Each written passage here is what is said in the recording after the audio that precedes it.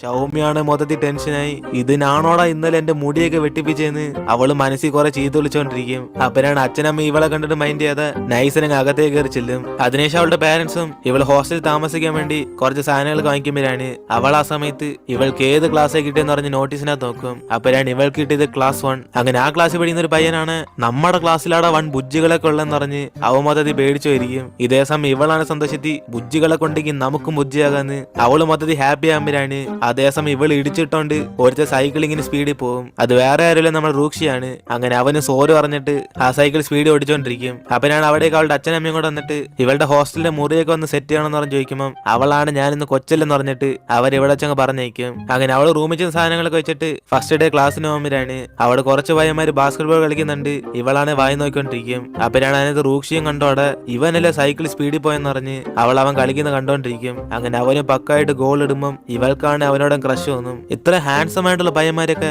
ഈ സ്കൂളിൽ ഉണ്ടോ? എന്നാൽ അവള് നോക്കിക്കൊണ്ടിരിക്കുമ്പോഴാണ് അവനാണ് കളിച്ചു കഴിഞ്ഞിട്ട് ക്ലാസ്സിലേ പോകാന്ന് പറഞ്ഞ് അവിടെ നിന്ന് ഇറങ്ങും. ഇത് കണ്ട് അവള് നൈസിന് അവിടെ നിന്ന് പോകാൻ നോക്കുമ്പോഴാണ് അവന്മാര് കളിച്ചോണ്ടിരുന്നപ്പോൾ പെട്ടെന്ന് റൂക്ഷിയുടെ അടുത്തേക്ക് ഇങ്ങനെ പറന്നു വരും. ഇത് കണ്ട് അവളാണ് മാറി നിക്കടാന്ന് പറഞ്ഞ് അവനെ പിടിച്ച് വലിക്കുമ്പോൾ കറക്റ്റ് ആണ് ബോൾ ഇവന്റെ നേർക്ക് വന്ന് ഇടിക്കും. അതായത് അവൾ ഒന്നും ചെയ്തിരുന്നാൽ പോലും അവന്റെ ദേഹത്ത് കൊണ്ടാണത്തില്ല. അതുകൊണ്ട് അവളും സോറി മോനെന്ന് പറഞ്ഞ് അവിടെ നിന്ന് പോകാൻ നോക്കുമ്പോൾ അവനാണ് ഇവളെ നോക്കി ചിരിച്ചിട്ട് ആ പന്തെടുത്ത് അവന്മാരുടെ അടുത്ത് എറിഞ്ഞു കൊടുക്കും. അങ്ങനെ ആ സമയം നോക്കി അവളാണ് മൊത്തം നാണം കിട്ടി അവിടെ നിന്ന് ഒറ്റ പോകും.